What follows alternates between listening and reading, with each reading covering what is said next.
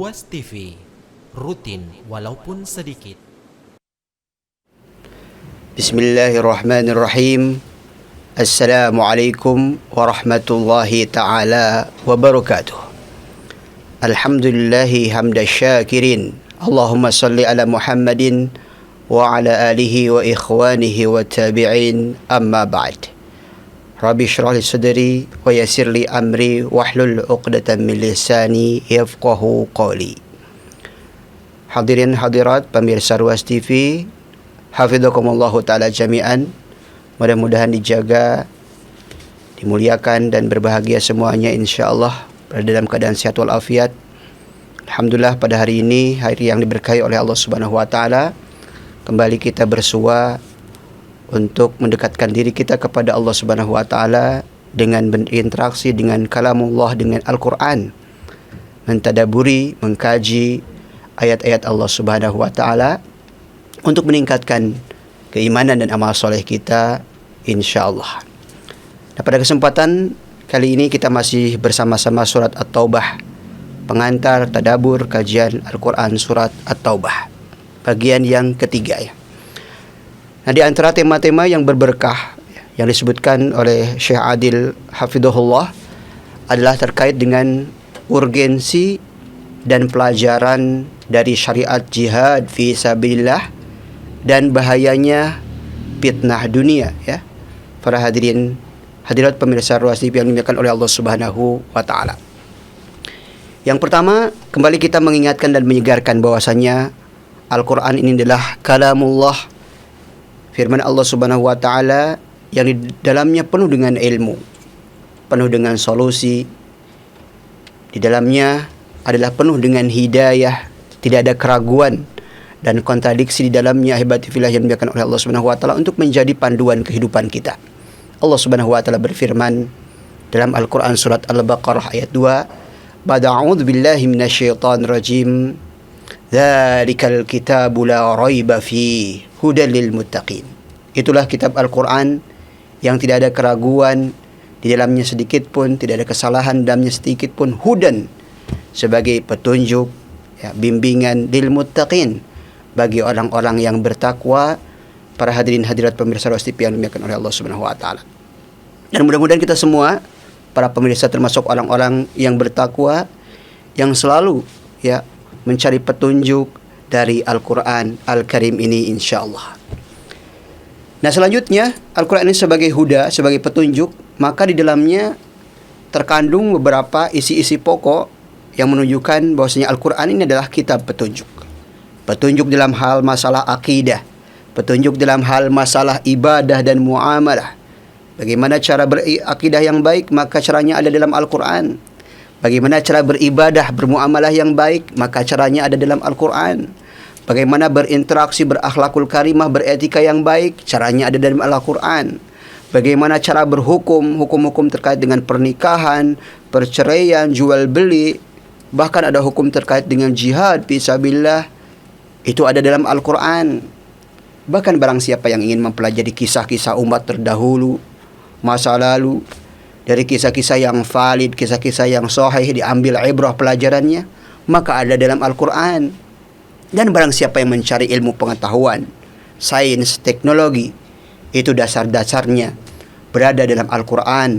Para hadirin hadirat pemirsa Ruas TV yang dimuliakan oleh Allah Subhanahu wa taala. Nah, lihatlah Al-Qur'an Al-Karim menyebutkan bahwasanya di antara fungsi Al-Qur'an adalah litahkuma bainan nas. Allah Subhanahu wa taala menurunkan Al-Qur'an kepada Nabi Muhammad SAW dan kepada kita semua, membawa kebenaran agar kita semua berhukum, mengambil hukum, mengadili ya. Mungkin ada berbagai macam problem dalam kehidupan manusia, yaitu menggunakan Al-Qur'an. Nah, di antara hukum-hukum yang disebutkan dalam Al-Qur'an adalah terkait dengan hukum peperangan. Maka disebutkan dalam Al-Qur'an karena perang ini ada kaitannya dengan menjaga ya jiwa manusia, bukan sekadar menumpahkan darah manusia. Jihad itu dalam Islam adalah untuk menjaga akidah, menjaga agama, menjaga jiwa, menjaga harta, menjaga keturunan. Di antaranya dalam Al-Qur'an surat At-Taubah, ahibati fillah yang dimuliakan oleh Allah Subhanahu wa taala, para pemirsa Ruas TV. Kemudian bahwasanya kisah dan sejarah dalam Islam, dalam Al-Quran, itu di dalamnya penuh dengan ibrah. Laqad kana fi qasasihim ibratun li ulil albab. Kisah-kisah umat terdahulu yang masa lalu yang sudah terjadi. Kisah Fir'aun, kisah Qarun, kisah Namrud, kisah para nabi dan rasul, juga pembangkangan ya para pengikutnya. Itu ada ibrah, ada pelajaran. Yang baik-baik bagian dari ibadah kita ambil, kita contoh. Yang buruk-buruk kita ketahui tapi kita tinggalkan. Araftu syarr la li syarr walakin li tawaqih. Kita mengetahui sebuah lubang, di depan kita ada lubang ketika mengendarai kendaraan, bukan agar kita terjerembab dalam lubang tersebut, tapi agar kita menghindarinya. Begitu pula ibrah, pelajaran dari kisah-kisah tersebut. Kemudian di akhir ayat Yusuf ayat 111 ini, huda wa rahmatal liqaumi yu'minun. Bahwasanya syarat untuk mengambil ibrah, pelajaran dari sebuah kisah nyata dalam Al-Quran, syaratnya satu, yaitu beriman kepada Allah dan Rasulnya. Secantik dan seseru apapun sebuah kisah, tapi kalau dalam hati kita ada kemunafikan, ya, ada nifaq, penuh dengan kufl, akfal, ya, penuh dengan gembok-gembok dosa, maka hati kita ini sulit untuk mentadaburi Al-Quran, sulit untuk mengkaji, menikmati isi Al-Quran, faidah-faidah dalam Al-Quran. Para hadirin hadirat pemirsa Rostib yang dimuliakan oleh Allah Subhanahu wa taala, maka kokohkanlah keimanan kita, insyaallah kita akan mendapatkan ibrah, pelajaran yang banyak dari kalamullah Al-Quran ini. Nah, para hadirin hadirat pemirsa Rostib yang dimuliakan oleh Allah Subhanahu wa taala, di antara kisah-kisah yang disebutkan dalam Al-Quran secara umum dan ditafsirkan, dijelaskan dalam hadis-hadis sahih, di antaranya terkait dengan gozawat, terkait dengan ekspedisi peperangan yang dipimpin langsung atau diikuti langsung oleh Rasulullah SAW. Itu namanya gozwah, ekspedisi. Adapun peperangan yang tidak diikuti oleh Rasulullah secara langsung, tapi diamanahkan kepada sahabatnya untuk memimpinnya, itu dalam bahasa sirahnya disebut dengan sariyah. Ini gozwah Tabuk, peperangan Tabuk. Para hadirin hadirat pemirsa Rosip yang dimuliakan oleh Allah Subhanahu wa taala. Nah, di sini ya letaknya Tabuk itu, yaitu barat laut ya, sudah dekat dengan Mesir ya. Kemudian di sini ada Taif, Makkah, Madinah, bagian atasnya, bagian utara, itulah Tabuk. Para hadirin hadirat pemirsa Rosip yang dimuliakan oleh Allah Subhanahu wa taala. Nah, perang Tabuk ini dalam sirah Islam itu terjadi pada bulan Rajab, tepatnya 9 Hijriah. Nah, peperangan ini merupakan gozwah yang terakhir, perang yang terakhir yang diikuti oleh Rasulullah SAW sebelum beliau meninggal dunia. Setelah Fathu Makkah diantaranya ya. Kemudian yang terakhir adalah perang Tabuk yang diikuti oleh Rasulullah SAW. Kemudian selanjutnya, Tabuk itu sendiri ya terletak di utara Madinah, kurang lebih 800 km ya. Tabuk tab'udu 'anil Madinah, kurang lebih jaraknya 800 km. Dan penamaan Tabuk ini merupakan penamaan nabawi, ya, maksudnya terdapat dalam sunnah-sunnah Rasulullah SAW. Rasulullah bersabda, "Innakum sata'tuna ghadan insyaallah aina Tabuk." Engkau para sahabatku, para pejuangku, para pahlawanku, besok akan berangkat ke daerah Tabuk.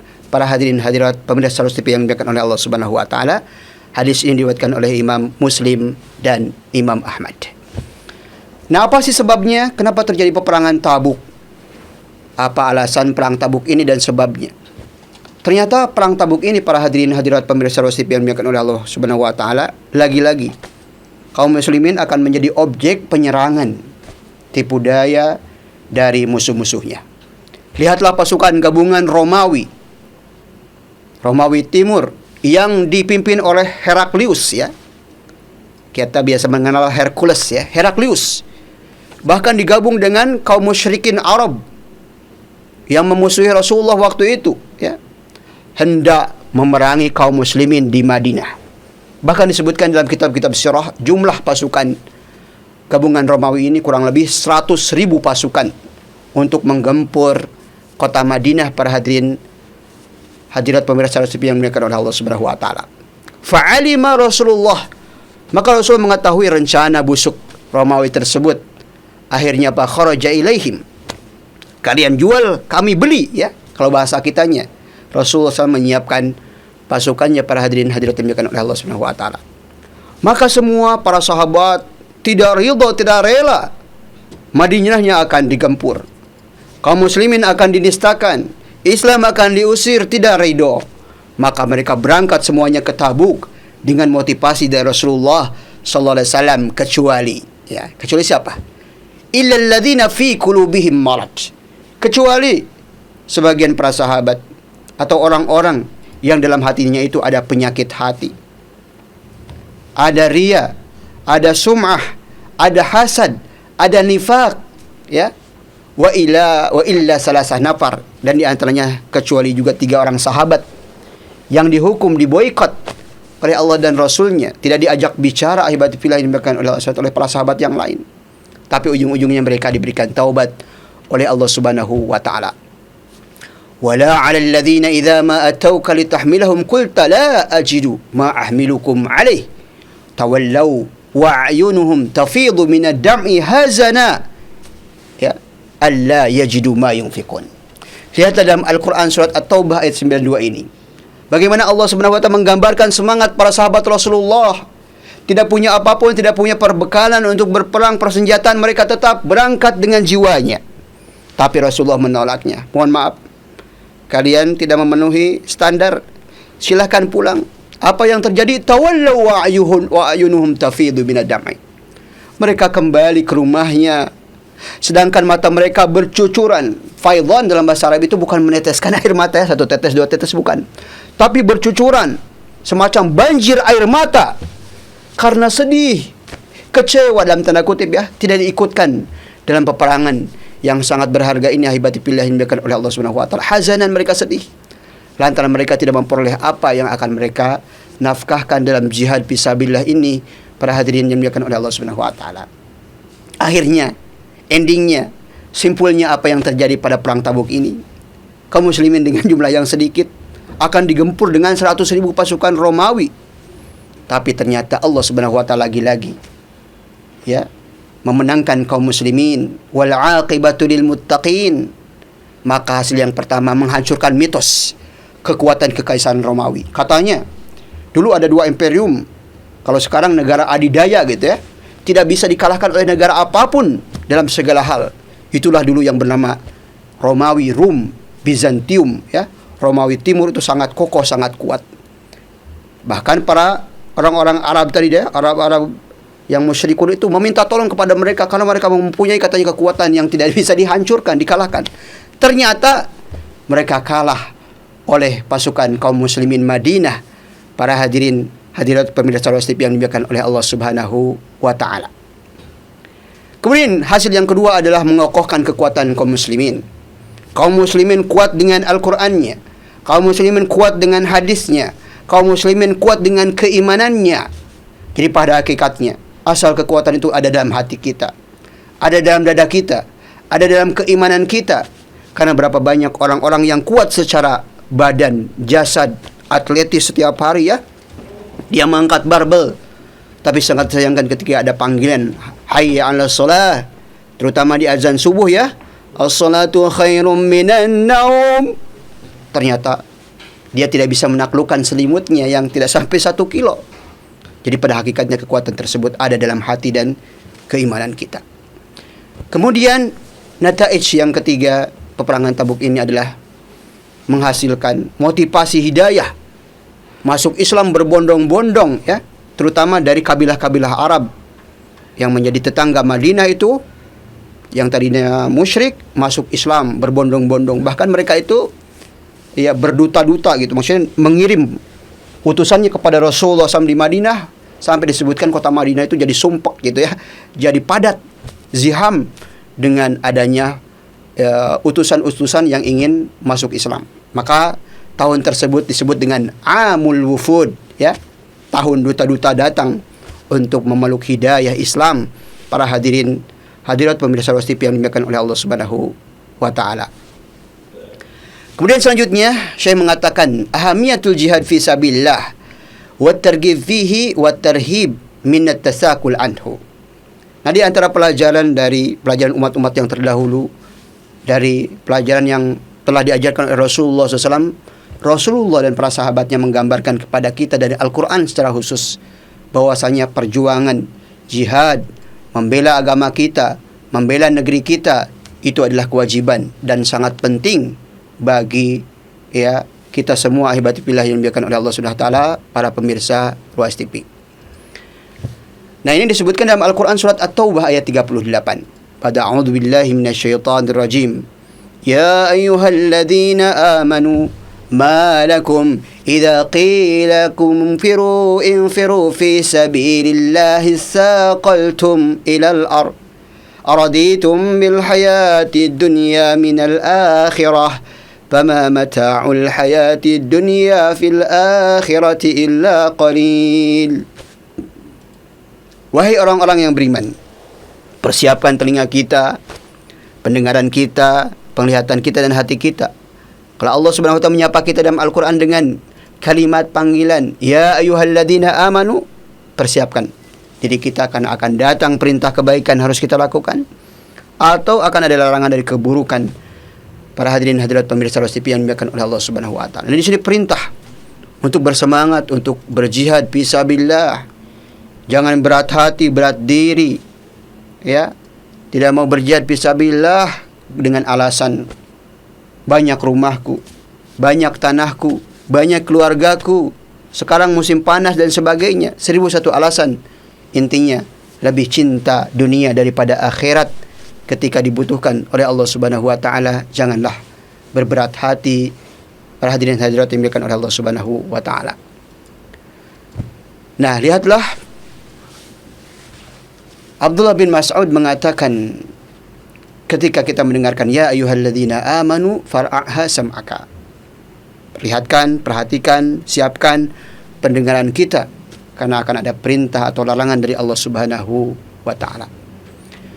Nah, perang Tabuk ini para hadirin hadirat dimuliakan oleh Allah Subhanahu wa taala terjadi tadi melawan Romawi pada bulan Rajab tanggal 9 Hijriah. Dan kondisi pada waktu itu berada dalam kondisi musim panas yang sangat keadaan sulit, susah, udara sangat panas, perbekalan juga sedikit, tapi di sisi lain kurma itu sudah siap dipanen Di sebagian orang bagaimana akan diperhadapkan dengan kematian dengan pedang, dengan peperangan, dengan darah. Sedangkan di belakangnya ada pohon kurma yang lagi berbuah lebat siap dipanen, masa harus ditinggalkan Jadi merasa berat. Fisaib jadi wasyaqqa alaihim al-makhraj. Kemudian selanjutnya maka Allah Subhanahu wa taala mentarghib, memotivasi para sahabat dalam Al-Qur'an sebagai konsekuensi keimanan harusnya kita itu melaksanakan perintah Allah Subhanahu wa taala, menjauhi segala larangannya, mencari keridhaan Allah Subhanahu wa taala dengan berjihad melawan musuh-musuh Allah Subhanahu wa taala dan membela agama Allah Subhanahu wa taala. Itu merupakan konsekuensi keimanan kita. Jadi keimanan yang kita miliki itu mempunyai konsekuensi yang cukup berat.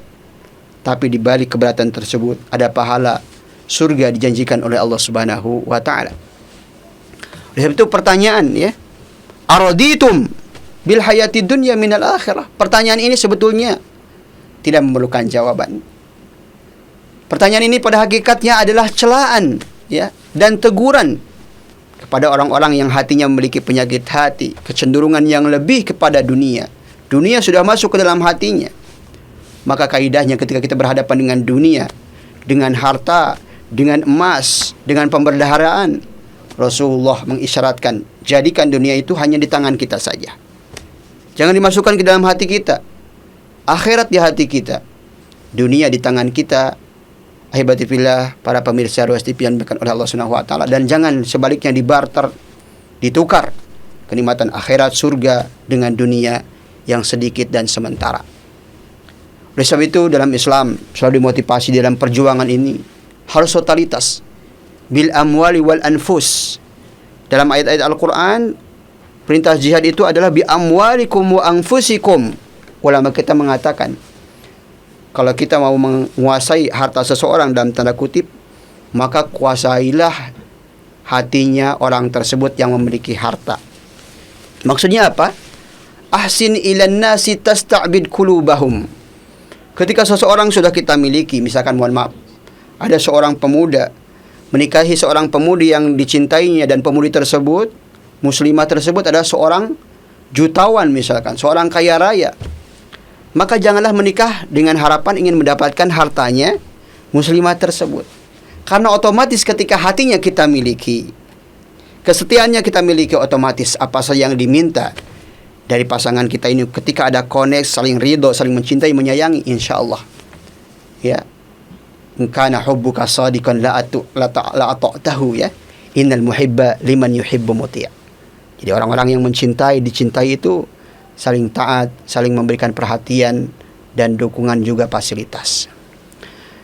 Kemudian selanjutnya, para hadirin hadirat dimuliakan oleh Allah Subhanahu wa taala, hayatud dunya adalah mata. Apa itu mata? Mata dalam bahasa Arab itu semacam bekal, ya. Pakan untuk hewan, itulah mata. Para hadirin dimuliakan oleh Allah Subhanahu wa taala. Jadi ibaratkan perhiasan atau dunia ini seperti perhiasan yang sangat sedikit, para hadirin dimuliakan oleh Allah Subhanahu wa taala. Oleh sebab itu, janganlah kita menukar akhirat kita dengan dunia yang sementara ini, dengan berleha-leha, dengan meninggalkan ibadah kepada Allah Subhanahu wa taala karena kesibukan duniawi kita. Meskipun dalam Al-Qur'an disebutkan, ya, wabtaghi fima ataka Allahu ad-daral akhirah wa la tansa nasibaka minad dunya. Kita fokus dengan hablum minallah. Ingat, di sana ada anak istri kita, ada orang tua kita, ada tetangga kita, maka perbaiki hablum minan nas. Istri kita juga manusia biasa, anak-anak juga seperti itu, perlu makan, perlu minum, berpakaian yang rapi untuk beribadah. Maka bekerjalah dengan maksimal, dengan kerja keras, selama dalam batasan-batasan halalan thayyiba. Allahumma inna nas'aluka ilman nafi'an wa rizqan thayyiban wa amalan mutaqabbala. Nah, para hadirin hadirat pemirsa yang dimuliakan oleh Allah Subhanahu wa taala. Maka di sini ada sebuah kaidah yang sangat bagus dari ulama kita. Kalau hati kita ini mulai cenderung dengan dunia, lupa akan akhirat, seolah-olah kita ini akan hidup 1000 tahun. Bagaimana obatnya? Inilah obatnya. Sering-sering katanya membaca surat At-Taubah ayat 38 ini. Araditum bil hayati dunya minal akhirah. Apa kita puas mencukupkan diri dengan kehidupan dunia ini daripada kehidupan akhirat? Fama mata'ul hayati dunya fil akhirati illa qalil. Dunia ini semewah apapun kalau dibandingkan dengan akhirat, ya, tidak ada apa-apanya. Ahibati fillah, para pemirsa TV yang dimuliakan oleh Allah Subhanahu wa taala. Kalau sholat 2 rakaat subuh saja, sholat sunnahnya, ya, ketika kita lakukan itu khairum minad dunya wa ma fiha. Pahalanya itu adalah lebih baik daripada dunia dan seisinya dan di antara keduanya. Maka patah lagi dengan ibadah yang lain, ibadah wajibnya sholat subuhnya. Bagaimana lagi apa yang telah disediakan oleh Allah Subhanahu wa taala. Kalau para bidadari itu, ya, mendongakkan, bidadari yang di surga itu mendongakkan, ya, wajahnya ke dunia ini, atau salah satu permatanya yang ada di antara permata di kepalanya itu bidadari, ya, itu diperlihatkan ke dunia ini, maka akan harum, ya, dari penjuru timur sampai baratnya. Ahibati fillah yang dimuliakan oleh Allah Subhanahu wa taala. Kemudian selanjutnya, illa tanfiru yu'adzibkum adzaban alima. Ternyata ada juga yang bandel. Di antara mereka sulit sekali, penyakit hatinya ini sangat membeku, ya, sulit dicairkan, maka Allah Subhanahu wa taala memberikan terapi. Illa tanfiru. Kalau kalian berada dalam keadaan sehat wal afiat, mampu untuk berperang dengan harta dan jiwa kalian masih juga malas-malas, yu'adzibkum adzaban alima, maka Allah Subhanahu wa taala akan memberikan siksa, azabnya, sanksinya kepada kalian. Bahkan tidak cukup dengan itu, setelah diazab, wa yastabdil qauman ghairakum, Allah Subhanahu wa taala akan menggantikan kalian dengan generasi yang baru, dengan generasi yang lebih militan daripada kalian, dengan generasi yang lebih khusyuk dalam ibadah-ibadahnya, dalam perjuangannya, dalam dakwahnya. Maka sebelum ada pergantian ini, perbaikilah hati kita. Introspeksilah diri kita. Apakah hati kita ini terlalu cenderung kepada dunia atau tidak? Maka hanya Allah yang mengetahuinya. Kemudian diri kita masing-masing, para hadirin hadirat pemirsa TV yang dimuliakan oleh Allah Subhanahu wa taala. Nah, para hadirin hadirat pemirsa TV yang dimuliakan oleh Allah Subhanahu wa taala, inilah ancaman dari Allah Subhanahu wa taala bagi orang-orang yang malas untuk berjuang memperjuangkan agama Allah Subhanahu wa taala. Karena barang siapa yang mempunyai kemampuan tapi tidak berangkat berjihad ketika ada momennya, ya, itu termasuk dosa besar. Akan disediakan azab yang berat karena, ya, mengandung kemudaratan yang sangat besar. Misalkan tiba-tiba ada penjajah datang ke Indonesia. Pemerintah kita mewajibkan misalkan wajib militer. Kita dalam keadaan sehat walafiat, lelaki lagi, ya. Kemudian kita hanya santai-santai di rumah, ini Indonesia sudah mau digempur. Maka selain ada TNI di sana, ada ABRI. Ketika pemerintah sudah mewajibkan wajib militer, maka kita harus menjadi pemberani terdepan untuk membela Indonesia kita. Karena kalau tidak, Allah akan mengancam bagian dari dosa besar. Dan itu akan menimbulkan madarat. Indonesia ini akan terjajah. Keturunan kita juga akan seperti itu. Wal iyadu billah. Nah, para hadirin hadirat dimuliakan oleh Allah Subhanahu wa taala. Maka ulama kita di antaranya Syekh bin Baz mengatakan anna jihad min ahamil faraid al-islamiyah wa anna Allah Subhanahu wa syara'ahu li fawaid jammah wa li hikam katsirah. Dalam pensyariatan jihad, perjuangan ini banyak sekali hikmah-hikmah pelajaran. Membela agama Allah, membela kaum muslimin. Yang pertama adalah i'la kalimatillah. Jihad ini meskipun jihad dipai tadi, ya, defensif, adalah bagian untuk meninggikan agama Allah Subhanahu wa ta'ala. Ya. Yang kedua adalah untuk menjaga kehormatan kaum muslimin di mana saja berada. Yang ketiga adalah ini bagian dari dakwah. Jadi jihad itu bukan tujuan, jihad itu adalah wasilah. Di antara wasilah dakwah, para hadirin hadirat pemirsa Rolas TV yang dimuliakan oleh Allah Subhanahu wa ta'ala. Dan jihad itu berbeda tentunya dengan terorisme. Jihad masa kini bisa dalam bentuk jihad politik, memperbaiki politik, memperbaiki ekonomi, memperbaiki ilmu dan dakwah. Itu bagian dari jihad.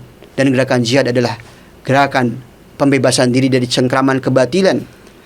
Jihad pada hakikatnya adalah untuk menebar, ya, keadilan ke seluruh penjuru dunia. Adapun terorisme bukan dari Islam.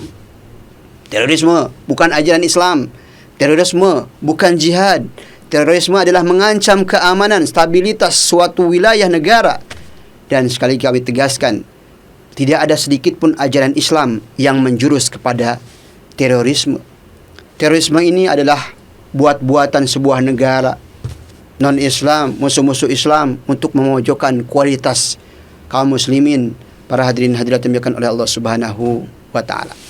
Maka solusi ilahi terkait dengan perjuangan ini, dimanapun kita berada para pemirsa Rolas TV, kita harus siap siaga, i'dad.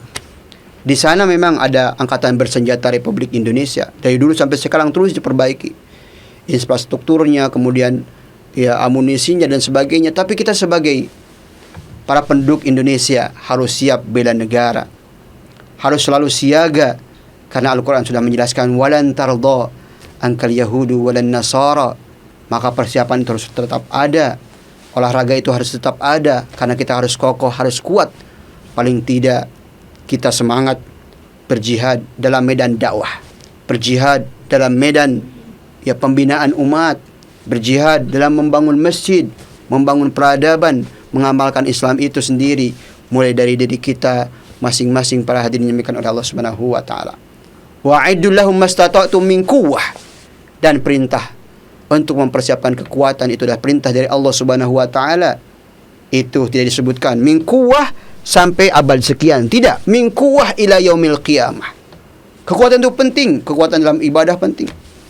Bagaimana kita mau beribadah dengan enak? Misalkan kalau membaca Al-Quran baru satu ayat sudah ngantuk. Salat malam misalkan maunya satu juz, baru satu lembar sudah ngantuk. Jadi kekuatan itu pada hakikatnya adalah keberkahan dalam Islam, para hadirin hadirat dimuliakan oleh Allah Subhanahu wa taala. Maka Allah Subhanahu wa taala memerintahkan infiru khifafan wa thiqala wa jahidu bi amwalikum wa anfusikum fi sabilillah. Pada waktunya ketika kita berat, ada panggilan hayya 'alal jihad, maka khifafan wa thiqala. Ketika kita mampu dan ditanfir oleh pihak pemerintah untuk bela negara kita, maka semuanya harus berpartisipasi untuk memiliki izzah, kehormatan.